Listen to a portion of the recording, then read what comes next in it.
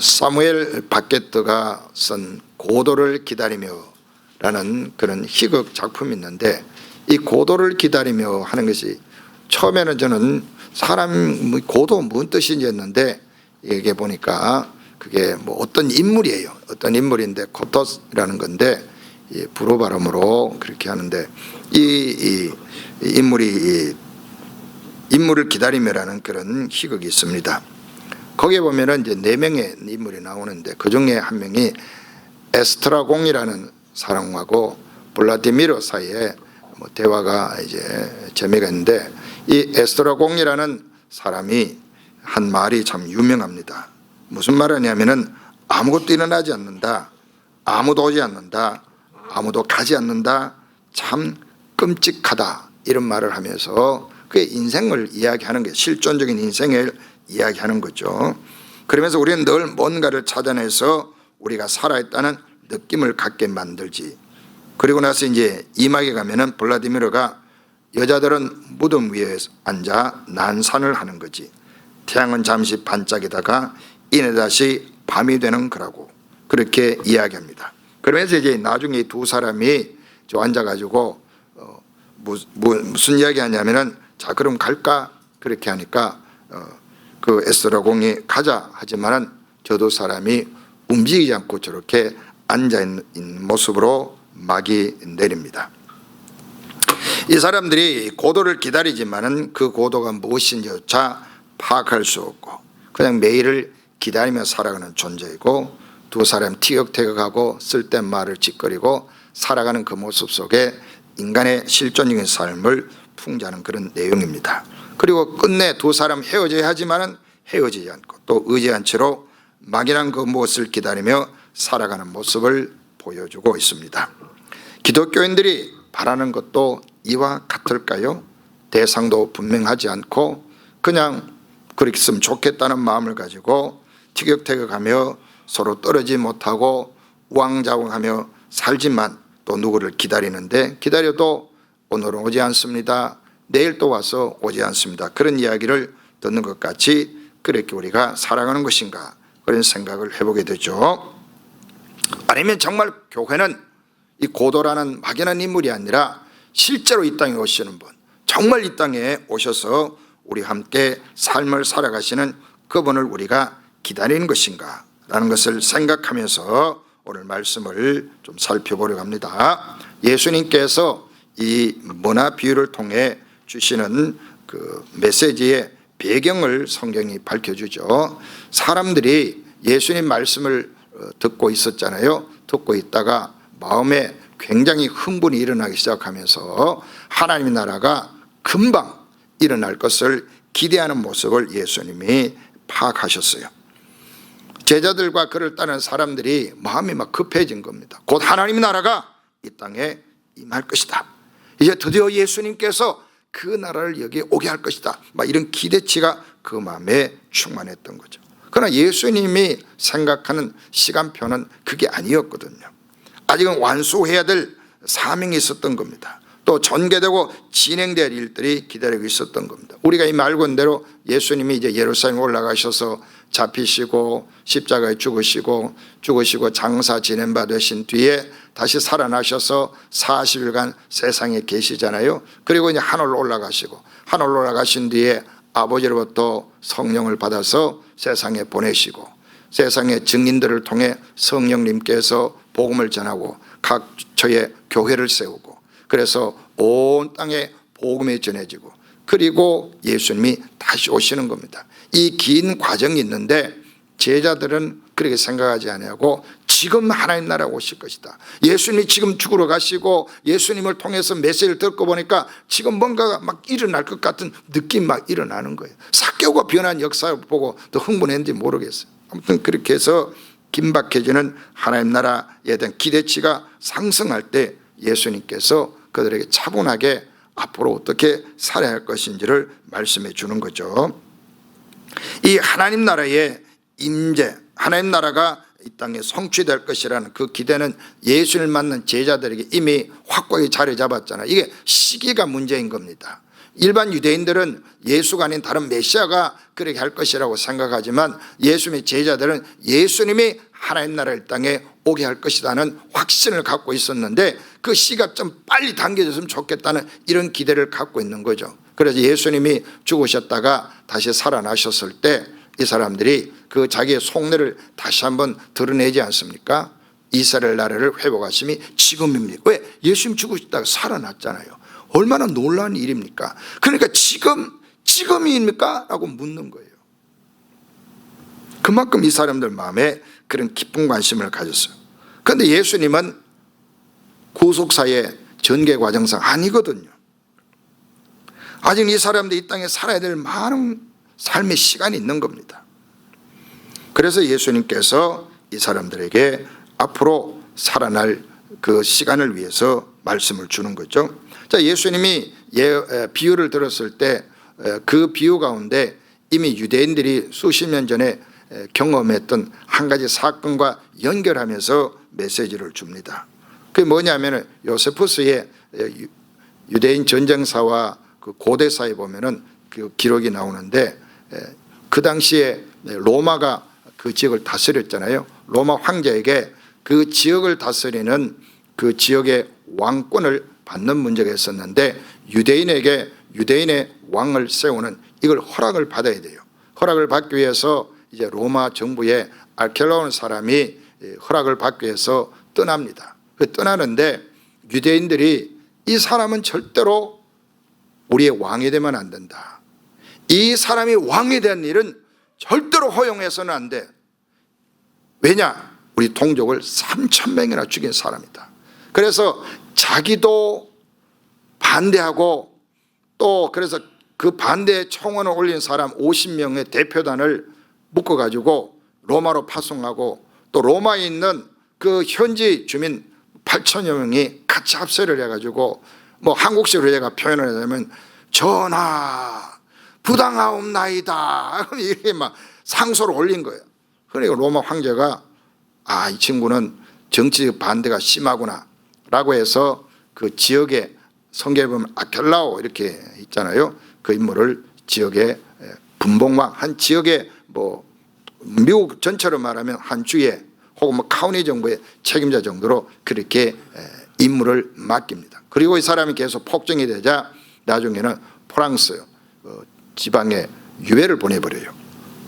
자, 그런 역사적 배경을 알고 있는 사람에게 왕권을 받아온다는 의미가 무슨 말인지 유대인들은 알고 있고 제자들도 알고 있는 거예요. 이걸 사용하시는 겁니다. 자, 이 왕권을 받아옴에 대한 이야기를 예수님이 하고 있는 거예요. 자, 12절을 보면요, 신분이 높은 사람이 먼 나라로 집을 떠났습니다. 자기가 임금으로 다스릴 권한을 받아서 다시 돌아오려는 그런 의도를 가지고 떠났습니다. 자, 그런데 이 사람이 자기들에게 왕이 되는 것을 시민들이 싫어했습니다. 그 시민들이 싫어하는 것을 알면서도 그분은 떠나가서 그는 그 사람이 반대하거나 말거나 왕이 되어 돌아왔습니다. 왕이 되어 돌아오기 전에 그런 10명의 종들을 불렀어요. 불러가지고 한 문화씩 맡겼습니다. 한 문화씩 종들에게 맡겼는데 그 종들이 그 한 문화를 맡아가지고 장사를 해라 그런 지시를 했습니다. 한 문화 양이 어느 정도이냐? 원달란트가 1년치 노동자의 품삯이라고 하면은 이 한 문화는 60분의 1입니다. 그러니까 몇 푼 안 되는 거예요. 몇 푼 안 되는 거 들고 장사를 해라 그렇게 이야기했습니다. 여러분, 저에게 만약에 200억을 주고 사업을 하라면 힘들어요? 아니면은 한 10만 불을 주고 사업을 하면 쉬워요? 어느 게 쉬울까요? 많이 해서 잘 몰라요? 그러면 10,000불 주면 장사하면 쉽겠어요? 어렵겠어요? 10,000불이 장사가 어렵다고요? 10,000불이 쉬워요. 여러분에게 수백을 맡기면 그거 어떻게 한다라겠어요? 해본 적이 없는데 어떻게 할 거예요? 차라리 적은 돈 가지고 어떻게 꼼지락 해가지고 뭐 떼다 팔고 뭐 이렇게 가져오는 게 차라리 몇 푼 남기는 게 쉽지, 여러분에게 몇백억 주면 감당할 수 있어요? 안 해봤는데 해본 사람은 알 수 있지만 어떻게 쓸 거예요? 그러니까 이 한문화라는 것은 매우 적은 돈이에요. 그거 가지고 뭐 하겠어요? 뭐 할 수 없으면은 밀가루 반죽해가지고 빵을 2개, 3개를 만들어가 팔아가 거기에 뭐 20센트를 남기면 그거 장사 안 해요.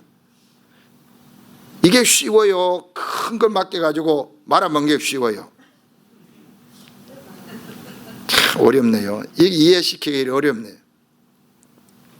열문화, 한문화씩 맡은 것은 어려운 일이 아니에요. 누구나 할 수 있는 일이에요. 마음만 있으면 누구나 할 수, 아이도 그거 들고 가지고 뭔가 돈 될 만한 연필을 예를 들어서 25센트 주고 사가지고 26센트 팔면 할 수 있어요, 없어요? 그건 아이도 할 수 있는 일이에요. 그렇게 작은 돈, 양으로만 적은 돈을 가지고 그걸 장사하고 맡겨둔 겁니다. 부담이 있어요, 없어요? 부담이 없어요. 큰 돈이 아니니까. 망쳐봐야 한문 아니에요. 이뤄봐야 한문 하잖아요. 그거 얼마나 하기 좋은 거예요. 그래도 잘 이해가 안 되시는 것 같은데. 자, 이렇게 맡기고 이제 주인이 떠나갑니다. 이 사람들은 그걸 받아가지고 어떻게 했느냐? 장사를 해요. 왜? 주인이 맡겼잖아요. 주인이 맡겼으니까 장사를 하는 겁니다. 이익을 남기려고 애를 쓰고 노력을 하는 겁니다. 뭐 자기가 할 수 있는 방법을 찾았겠죠. 연구해보고 또 장사에 수완 있는 사람도 있고 이런 게 좀 잘 안 되는 사람이 있고 그렇잖아요. 장사가 잘 되는 사람은 장사를 해보니까 10문화가 남는 거예요. 어떤 사람은 5문화를 남는, 이런 식으로 뭐 남기고 장사가 막 되는 겁니다. 왜 이 사람들이 그렇게 했냐? 주인이 자기를 믿고 맡겼잖아요. 이게 주인이 자기를 믿었다는 사실 자체. 그 다음에 이 재산은 자기 것이 아니에요. 주인의 재산이잖아요. 그러니까 주인의 권위를 인정하고 주인의 명령에 순종하고 주인의 소유권을 인정하기 때문에 이 사람은 어떻게 하냐? 종도는 열심히 일을 하는 겁니다. 부지런히 일을 하는 거예요. 얼마나 남기느냐, 얼마나 남겨, 이 주인이 이런 말 한 적이 없어요. 그냥 가서 장사해라고 한 겁니다. 그리고 그게 너무 큰 돈이어가지고 우리는 이 돈 써본 적이 없는 데가 아니고 누구나 할 수 있을 정도의 양이에요. 가난한 사람들, 평범한 사람 누구나 가서 돈 뭐 한 5,000불 주고 10,000불 주고 장사해 보세요 라고 하면 마음 먹어가지고 할 수 있는 거 아니겠어요? 양말을 예를 들어서 다운타운 가서 몇 다전을 사가지고 팔 수도 있고 뭐 얼마 남기란 말이 없잖아요. 얼마든지 할 수 있는, 그게 어려워요? 할 수 있는 일입니다. 그리고 이 사람들 가서 뭘 했더니 막 돈이 모였어요. 그런 중에 이제 주인이 돌아왔습니다. 돌아와가지고는 종들을 불러가지고 장사를 어떻게 했는지 확인을 하는 겁니다. 얼마를 벌었는지 알아보려고 불렀어요. 그때 이제 일어난 일이다. 그렇게 여기 말하고 있죠. 그때 일어난 일입니다. 이 중요합니다. 그때 주인이 왕이 되어서 왕권을 가지고 돌아왔을 때 일어난 일이라. 여러분 이걸 주목해야 돼요. 예수 그리스도가 하늘로 가시고 지금 돌아오지 아니하시고 계시는 이 시간 동안 예수님이 다시 오시면은 어떤 일이 벌어질 것인가를 우리가 관심 가지고 살아라, 그런 말이에요. 무턱대고 살지 말고 어떻게 살아야 하느냐. 주인이 온다고 했기 때문에, 주인이 다시 온다고 했기 때문에 그 온다고 하는 말씀을 귀를 기울여 듣는 사람은 예수님이 기대한 대로 살 것이고, 그렇지 않는 사람은 자기 마음대로 살 것이에요. 자, 오늘 이 본문을 봅시다. 그때 일어난 일입니다. 그는 은도를 맡겼던 종들을 불러들이라고 했어요. 그들이 장사를 해서 얼마나 벌었는지 알아보려는 것이었습니다. 첫 번째 종을 불러가지고 물었습니다. 물었더니 이 사람이 주인님의 한 문화를 10문화로 더 벌었습니다.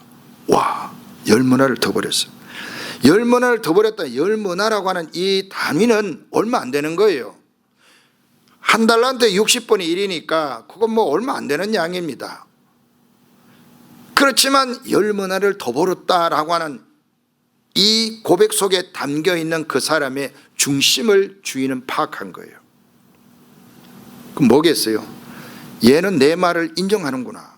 나의 지위와 권위를 인정하는구나, 나를 따르는구나, 나를 신뢰하는구나, 내가 돌아오겠다 하는 그 말을 믿고 열심히 일을 했구나 라는 것을 그분이 본 거예요. 이게 중요한 거예요. 오늘 메시지의 포인트가 여기 있는 겁니다. 그랬더니 이 주인이 상상 못할 보상을 합니다. 참 이게 놀란 거예요. 주인이 거기에 말했어요. 잘했구나, 착한 종아, 네가 아주 작은 일에서 믿을만 했어. 이거예요. 작은 일이에요. 주인도 아는 겁니다. 이 한문화를 가지고 뭐 장사한다는 거 만져봐야 한문화니까 뭐 주인의 재산에 손에 끼칠 것도 없는 거예요. 주인의 입장 아무것도 아니에요. 그렇지만 주인이 그를 믿고 맡겼다는 이 사실 자체에 그는 충성을 다한 거예요. 노력을 다한 거예요. 있는 힘을 다한 겁니다. 여러분, 한문화 가지고 벌어봐야 얼마나 벌겠어요? 그렇잖아요. 돈 5,000불 주고 장사하세요 하면 그 얼마나 벌겠어요? 맡긴 사람이 알까요, 모를까요? 압니다. 5,000불 가지고 10억을 벌 것이라고 기대하는 사람이 많지 않죠. 물론 IT 회사에 IT는 요새 아이디어 가지고 사는 세상이니까 혹시 가끔 그런 자가 있지만 전 지구로 그 몇 명이 안 되잖아요. 보통 사람은 그런 일이 안 일어난다 이 말이죠. 그러니까 기대하지 않는 거죠. 그런데 이 주인은 보세요. 착한 종아, 네가 아주 작은 일에서 믿을만 했으니 신실했다 그 말이에요. 나를 믿고 나를 인정하고 내가 맡긴 것, 내가 다시 돌아온 걸 알고 너가 그 말에 그대로 믿음을 가지고 내가 정말 원하는 대로 네가 신실했다, 믿을만 했다 그렇게 말씀하는 거죠. 그러니 그 다음에 보상을 어떻게 합니까? 10개의 도시를 다스릴 권한을 가지라. 왕이 온 땅을 가진 중에 5개의 도시를 다스릴 권한을 준 겁니다. 열무나 1년치 노동자의 품속도 안 되는 그 얼마 안 되는 그 돈을 남겼다고 칭찬은요 폭풍까지 칭찬하는 거예요. 10개의 도시를 다스릴 권한. 이 종이 상상했겠어요? 상상하지 못해. 여러분 10개의 도시를 다스린다면 10개의 도시의 땅과 거기에 있는 모든 보물을 자기가 관리하고 다스릴 권한을 위임받는 겁니다. 아니 한문화 가지고 열문화 남겼는 가지고 뭘 그렇게 많이 주냐고 항의할 수 있을 만큼 이상의 보상을 주시는 거예요. 여러분 여기에 믿음이 여러분 눈이 열려야 돼요. 상상의 믿음을 해야 되는데 믿음이 여러분 상상을 발휘해서 하나님의 복의 그 내용들과 엄청난 규모를 상상할 줄 아는 믿음의 사람이 되시기를 바랍니다. 한문화 가지고 그 뭐 할 거 있다고요? 내가 뭐 요만한 그릇밖에 안 되는 내가 뭘 할 수 있어요? 이렇게 생각하고 사는 사람이 되지 말고 하나님께서 한문화를 나에게 맡겼다고 그러면 내가 할 수 있는 거 최선을 다해보자, 노력해보자, 아이디어를 짜고 열정을 내고 내가 무언가를 한번 해보자 라고 생각하고 열문화를 남기면 내가 봐도 별로 뭐 시시한 것 같아도 주님은 그 사람을 인정합니다. 왜? 작은 일에 믿을만 했기 때문에 그런 거예요. 그 두 번째 정도 뭐 기분 좋게 들어왔습니다. 주인님의 한 문화로 주인님 5문화를 만들었습니다. 이거 읽을 때 1문화 이래 하지 말고 한 문화 이렇게 읽어야죠. 5문화. 서수와 기수 그 읽는 거 헷갈릴 수도 있는데, 자, 이 5문화를 만들었습니다 라고 이렇게 표현한단 말이죠. 그러면 우리가 생각할 때 영업부의 직원이라면은 위에 있는 부장이 어떻게 말할 것 같아요? 야, 쟤는 10문화를 남겼는데 넌 왜 5개밖에 못 남겼느냐? 그렇게 문책당할 것 같은 기분이 들잖아요. 우리가 영업사원이라면 그렇잖아요. 그런데 이 주인은요 우리를 영업사원으로 그렇게 인정하지 않아요. 자, 이 사람이 한 문화를 가지고 장사를 맡겼는데 5문화를 남겼다고 하니까 아무 얘기 안 합니다. 결과를 이야기하지 않아요. 뭐라고 하냐? 칭찬 똑같이 해요. 주인이 그 종에 말하자면 너도 5개의 도시를 다스려. 그 역량에 맞는 권한을 주는 거예요. 한 문화를 가지고 10개를 남긴 사람은 10개를 다스릴 역량이 돼. 그런 능력이 되는 거예요. 그런데 하나를 가지고 5개를 남긴 사람은 5개의 그런 능력이 되니까 거기에 맞도록 하나님께서 넘치게 보상하는 거예요. 비교하지 않잖아요. 결과를 비교하지도 아니하고 결과의 자체의 평가하지도 아니합니다. 뭐냐? 주인이 그를 믿고 맡겠다는 데 대한 믿음을 가지고 순종하고 그 권위에 그가 얼마나 신임을 하고 따랐느냐를 판단하는 거죠. 그 여부가 똑같기 때문에 10문화를 맡긴 사람이나 5문화를 남긴 사람이나 동일하게 칭찬을 받고 충분하고 넉넉하고 상상할 수 없는 보상을 약속하고 있는 겁니다. 여러분, 예수 그리스도가 죽으시고 부활하신 후에 우리의 임금과 구주가 되시잖아요. 임금과 구주가 되시는 그분이 오늘 우리 지상교회에 사명을 주셨어요. 여러분들에게 미션을 주셨어요. 여러분의 인생이 70년이면 70년간 살아가는 삶을 주님께서 간섭하지 않고 자율권을 부여하시잖아요. 여러분들이 마음껏 생각하고 창의로 생각하고 여러분이 마음대로 계획하고 여러분 마음대로 그 계획을 선택하고 그 계획을 여러분이 꾸려나가고 결과를 만들어내고 이렇게 살아가도록 풍성한 시간, 기회를 주셨어요. 그 시간을 여러분이 어떻게 쓰고 계시느냐 묻는 날이 딱 하루가 오는 거예요. 이걸 우리가 잊지 말아야 됩니다. 교회가 잊지 말아야 될 이겁니다. 우리 주님은 가셨다고 어떻게 해요? 다시 오신다는 거예요. 우리 주님은 다시 오신다는 겁니다. 에스라곤과 블라디미르가 막연히 기다리는 고도이라는 이 존재가 아니라 예수 그리스도는 반드시 이 땅에 오십니다. 이 땅에 여러분의 삶을 책임지고 주의 나라로 우리를 인도하기 위하여 예수 그리스도는 이 땅에 오십니다. 그 날에 주님이 오신다는 사실을 알고 내 인생이 주님 맡기신 것의 사실을 알고 주님을 위해서 모든 삶을 드리고 헌신하며 주님과 친밀한 관계 가운데 살아갔던 인생들에게는 상상 못할 하나님의 보상이 기다릴 겁니다. 보상을 기다려서가 아니라 주님은 그런 분이라 그 말이죠. 그러니까 여러분들이 믿음의 눈을 여십시오. 믿음으로 상상하십시오. 하나님께서 오실 때 그 아들 예수 그리스도 이 땅에 오실 때 얼마나 놀라운 상을 주실 것인가를 생각하셔야 되는 겁니다. 그런데 안타까운 것은 오늘날 그리스도인들이 그런 믿음의 상상력을 발휘를 하지 못해요. 늘 눈앞에 있는 것에만 급급한 겁니다. 이 작은 손에서 그냥 감정이 치우치고 이익이 치우치고 뭐 이건 내가 할 수 있냐 없냐 이렇게 머물러 버리니까 참 안타까운 일입니다. 예수님은 반드시 오십니다. 뭘 많이 남긴 날을 따지는 것이 아니잖아요. 맡겨주신 일을 맡아 어떻게 해서라도 그날에 이바지하도록 살았느냐, 정말 예수님을 인정하고 살았느냐, 이걸 예수님이 보시는 겁니다. 주인의 권위 인정을 하느냐를 확인해 보는 거예요. 예수님의 왕되심을 인정하고 그분 앞에서 내가 삶을 주님 원하는 대로 살아야 되겠다라고 생각하고 살았느냐가 중요하다, 그런 말이죠. 자, 그리고 모든 사람에게 같은 양으로 다 맡겼잖아요. 다 한마나씩 주었어요. 결국 이건 뭘 말합니까? 우리에게 엄청난 일을 하라고 기대하지 않는다는 겁니다. 여러분들이 하나님의 뭐 엄청난 일을 하고 뭐 여러분 다 막 가서 순교를 하고 다 가서 뭐 선교사가 되고 다 예배당 짓고 있는 데서 없는 다 털어가지고 다 주님에 드리고 그렇게 하라는 게 아니에요. 한문화를 주었다는 말이 뭐예요?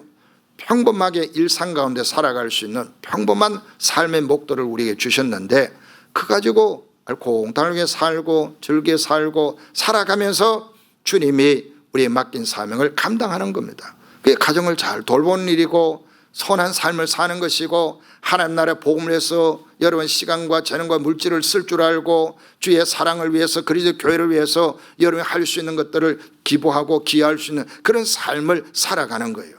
이건 누구나 할 수 있는 일이거든요. 마음만 먹으면 다 할 수 있는 일인데 마음을 잘 안 먹는다는 거죠. 늘 내 중심적으로 살기 때문에 그렇습니다. 나중에 책임을 묻는 날이 옵니다. 결과를 비교하지 마십시다. 10문화를 남겨도 칭찬받고 5문화를 남겨도 칭찬을 받습니다. 왜 나는 10문화를 안 줍니까? 라고 하는 건 욕심이에요. 왜?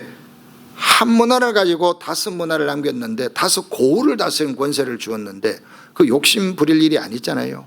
감사 성은이 만극하옵나이다. 하이 같은 이 깊은 은혜를 어찌다 감당할 수 있어요. 이런 식으로 여러분이 하나님 앞에 고백할 수 있기를 바랍니다. 저는 이 본문을 보다가 참 너무 좋은 분이라고 생각이 들었어요. 주인은요 한 번도 안 가져가요. 놀랍지 않습니까? 여러분들 주님 위해서 다 낭비하는 줄로 생각해요. 그 허비한다고 생각해요. 그런데 주인은 한 번도 안 가져가잖아요. 자기 재산을 맡겼었는데 그거 가지고 남겼으면 3대1로 하자든지 뭐 3대7로 하자든지 뭐 그런 게 있잖아요. 뭐 %로 하자든지 뭐 이렇게 아니면 다 가져와 내 거니까 너 지금까지 잘 먹고 살았는데 나머지는 가져와 이렇게 하시든지 해야 되는데 이 주인은 하나도 달라고 하지 않아요. 장사해라. 그리고 내가 다시 돌아온다. 그 2마디를 딱 기억하고 열심히 장사해서 이익을 남긴 그 사람의 그 중심, 주인의 권위를 인정하고 주인을 절대로 신뢰하고 따랐던 그 믿음, 그 마음 중심을 보고 10문을 가진 사람에게 가져오라 하지 않잖아요. 다 네가 가지고 고을도 10고을을 맡긴다고 하잖아요. 이 하나님을 못 믿겠어요? 여러분 이 예수님을 여러분 못 믿겠어요? 그렇게 믿음이 오지 않아요? 우리는 작은 것으로 주님께 신뢰와 순종을 보이면 주님께서는 우리가 상상할 수 없는 신뢰와 놀라운 위임이라고 하는 엄청난 보상을 해 주신다는 거죠. 그런데 어떤 사람은요 거의 보통 사람의 수준이에요. 또 다른 종이 와서 말했어요. 주인님 보십시오. 주인님의 문화입니다. 재산권 인정했죠. 주인님의 문화 맞죠? 자기 게 아니잖아요. 주인님의 문화 이 중요한 겁니다. 근데 그 다음에 어떻게 했냐. 수건에 싸서 따로 잘 두었다. 주인은 뭘 하라고 했어요? 잘 보관하라고 했어요? 장사하라고 했어요? 장사하라고 했잖아요. 얼마나 남기라고 말한 적이 있어요? 없어요? 없죠. 장사하라, 활용하라, 사용하라, 이익을 남겨보아라 라고 했잖아요. 그런데 이 사람은 잘 사서 보관했어요. 그 이유가 뭐냐? 이유가 또 있어요. 왜? 첫째, 주인님을 두려워했다는 겁니다. 왜 주인을 두려워했냐? 주인은 깐깐하다요. 그래서 맡기지 않은 것을 가져가시고 뿌리지 않은 것을 거두시는 분입니다. 주인은 능력이 있지만 혹시라도 제가 잘못해서 손해를 끼치면 어떻게 합니까? 그래서 나는 주인이 깐깐하기 때문에 가만히 보관했습니다 라고 그렇게 설명하는 거예요. 주인이 열받은 겁니다. 야, 내가 깐깐한 줄 알았냐? 그러면 이자라도 남겨놓지. 은행이라도 갖다 주면 이자라도 주지 할 거냐? 네가 일하기 싫으면 그래도 맡겨가지고 이걸 불리든지 해야 되지. 아무것도 하지 않고 있었느냐?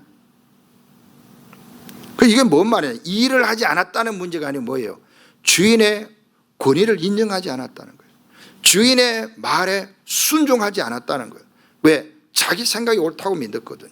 이 악한 종이라고 평가받은 이 친구는 자기 생각이 옳은 거예요.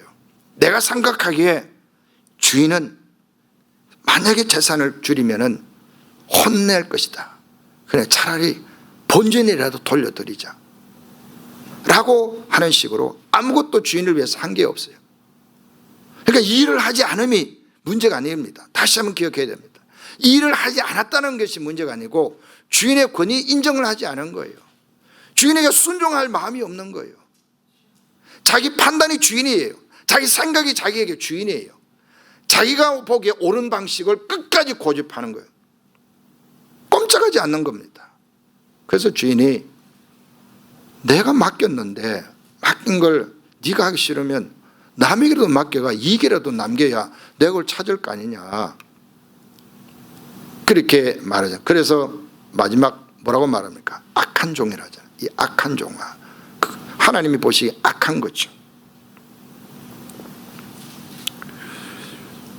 자, 이 주인이 오기 전까지 삶을 보면요 10문화를 남긴 사람 5문화를 남긴 사람하고 아무것도 하지 않고 그대로 본전을 두고 있는 사람 비교하면 누가 똑똑하고 현명할 것 같아요?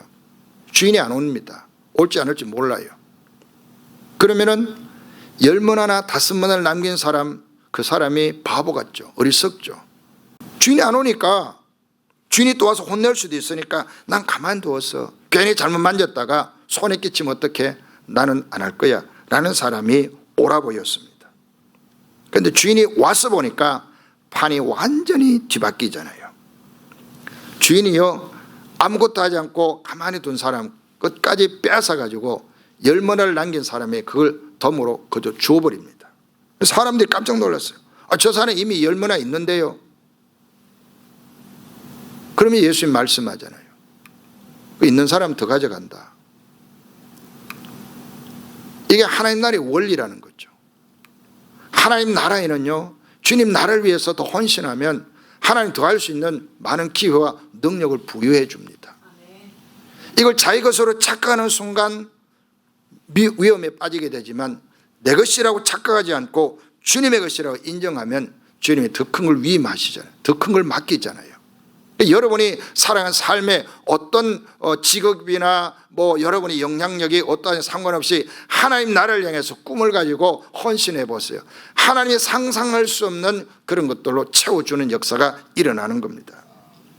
이게 은혜로 살아가는 삶의 방식을 본인이 익히는 겁니다. 이 성경을 그대로 믿으세요. 믿는 자에게 그대로 이루어질 줄로 믿습니다.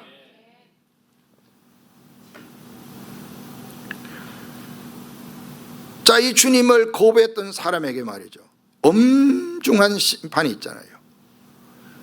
누구든 가진 것이 있는 사람에게는 더 주실 것이다. 그렇지만 가진 것이 없는 사람한테는 있는 것조차 빼앗긴, 이 무슨 말입니까?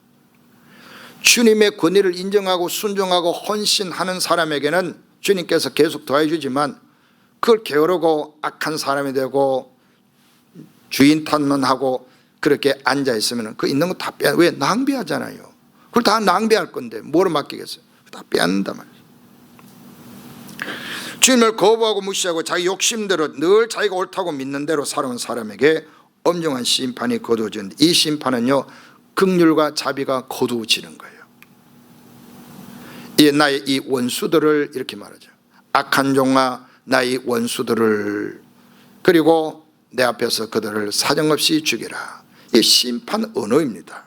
그 당시 왕권 하에서 이해할 수 있는 언어로 지금 표현이 되고 있는 거예요.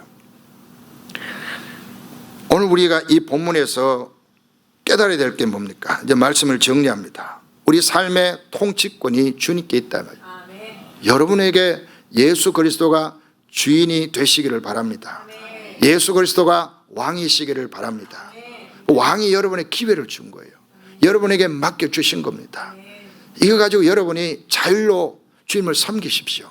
주님 기뻐한 대로 살아가십시오. 즐겁게 기쁘게 여러분이 하고 싶은 일을 해가면서 하나님이 기뻐하는 선한 삶을 살아가십시오. 열심으로 살아가세요. 지혜를 짜내고 창의력을 발휘하고 노력을 하고 의지를 가지고 그 일을 이루어 가십시오. 그리고 그 결과가 하나님의 뜻을 이루고 하나님의 영광이 되고 사람을 선하게 하고 그리스도의 복음을 나타내내 쓰임받기를 바랍니다. 그 보상은 상상할 수 없을 만큼 여러분에게 주어질 겁니다. 순종하는 사람에게, 주의 권위를 인정하는 사람에게 그 혜택이 고스란히 돌아간다는 겁니다. 그 혜택은 내가 상상할 수 없는 만큼 너무너무 풍성하게 주님께서 약속하고 있는 것입니다. 반면에 끝까지 자기가 옳다고 믿고 주장하고 자기 살고 싶은 대로 사는 자에게는 하나님이 다 털어내버립니다. 그리고 심판이 있습니다. 이 말씀을 기억하시고 주님이 오셔서 신료와 권위 위임의 상을 주실 때 저 사람에게 많이 있는데요 라고 하는 옆에서 주님으로부터 아니다, 더 많이 주어라 라고 하는 빛난 이름들이 되시기를 바랍니다. 기도하겠습니다.